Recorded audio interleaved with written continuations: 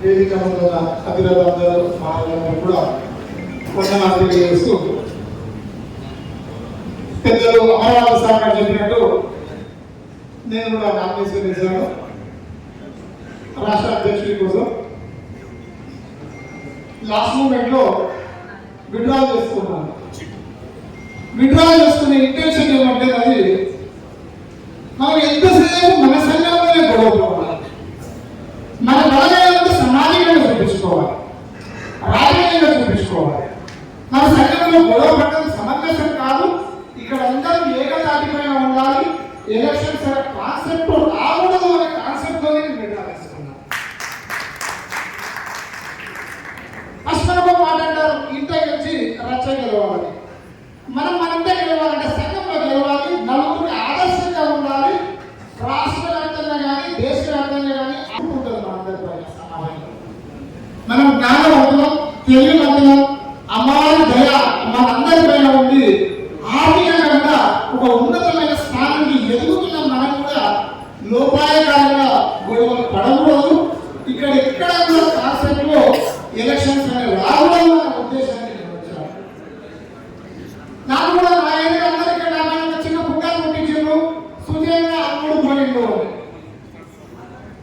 నేను విత్డ్రా చేసుకున్న ఇంటెన్షన్ ఏమి, సంఘంలో గొడవ కారాలు ఎన్నికలు కాకూడదు.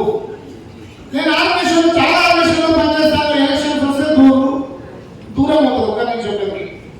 ఈ కాన్సెప్ట్ వచ్చింది నన్ను అమ్ముడు పోయిందని మా ఏరియాలో పుకారు చేశారు. పదవిలో లేకపోతే డబ్బులతో 50 లక్షలు తీసుకున్నాను అమ్మడానికి పుకారు చేశాను నా పైన. నేను వాళ్ళందరూ చెప్పిన వేదిక ముందు నుంచి కాదు, అమ్మవారి తాళాల ముందు కూడా నేను ప్రమాణం చేస్తాను. సుజేంద్ర ఇప్పుడు కాదు, ఎప్పుడు కాదు, ఎప్పుడెప్పుడు కూడా అమ్ముడు పోయే వ్యక్తి సుజేంద్ర కానే కాదు. ఎవరైతే చెప్పారో వచ్చి అమ్మవారి పాదాల ముందు దానిపైన పుకారు చేయాలి, మాట ఆడాలి. అమ్ముడు పోయినాన్ని నేను వస్తాను, నేను అమ్మవారి ముందు ప్రమాణం చేస్తాను. సుజేంద్ర ఏదానికి అమ్ముడు పోలేదు. నేను ఏదైనా పోస్ట్ కూడా అడగలేదు. అన్నవారు మీకు అందరికీ తెలుసు, నేనేమన్నా ఇస్తే స్వచ్ఛందంగా ఎవరికి జరుగుతాను. నేను కట్టిన 1,00,000 రూపాయలు కూడా నాకు ఇస్తానంటే నేను దాన్ని కూడా తీసుకోలేదు.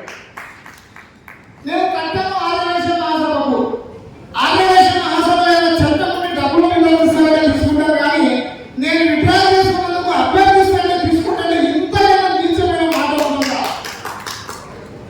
మనం ఇప్పుడు ఆలోచించాలి. రాయి వేసే ముందు అది అక్కడ పడ్డ తర్వాత వాళ్ళు ఎన్ని రాళ్ళు రిటర్న్ తీసుకుంటారు అనేది కూడా ఒకసారి నాకు అవసరం ఉంది.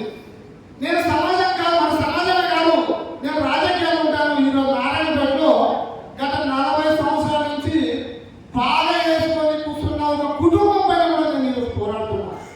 అలా పోరాడాలి, సమాజంలో పోరాడాలి, పబ్లిక్లో పోరాడాలి, రాజకీయంగా పోరాడాలి. కానీ ఎంతసేపు మనకున్న సంఘంలోనే పోరాటం అనేది సమంజసం కాదు. ఒక శాస్త్రం ఉంది, ప్రతి ఒక్కరికి అంటే అందరూ కాదు, గుడి దగ్గరికి సంఘం దగ్గరకు వచ్చానే రేపు శక్తి వస్తారు. గోడలు కూడా గుర్తేద్దామని బయట పోగానే బాధ్యత వేసి ఇంకొకరి దగ్గరకు పోతారు. ఇలాంటి సిస్టమ్ కాకుండా సంఘంని ఏకతాటిపైకి తీసుకెళ్ళాలి.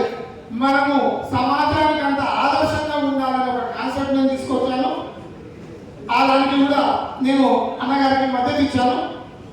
ఇటు విషయంతో పాటు ఇంకొక విషయం అన్న, రాష్ట్ర కౌన్సిల్ అన్నప్పుడు డివైడ్ చేసి పెట్టడం అనేది సమంజసం కాదేమో అనేది నా అభిప్రాయం. ఒక దగ్గర ఉండాలి రాష్ట్ర కౌన్సిల్. ఒకసారి రాష్ట్ర కౌన్సిల్ అక్కడ జరిగిన తర్వాత ప్రవచనాలు అక్కడ సెలెక్ట్ చేసేయాలని చెప్పుతున్నాను. కానీ అంటే జస్ట్ ఇది నా చిన్న అభిప్రాయము.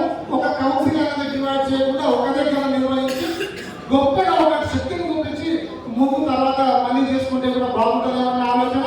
అట్టి విషయానికి వచ్చినప్పుడు మా మామూలు నగర అధ్యక్షుడు మా పెద్దలందరితో కూర్చొని నెక్స్ట్ అంటే రాష్ట్ర కౌన్సిల్ తర్వాత ఇంకొకసారి మహబూబ్ నగర్లో సెకండ్ ప్రోగ్రామ్ పెట్టుకొని అక్కడ కూడా మేము ఏర్పాటు చేయడానికి సిద్ధంగా ఉన్నాము. ఈ అవకాశం ఇచ్చిన పెద్దలందరికీ ధన్యవాదాలు. జై వాసవి.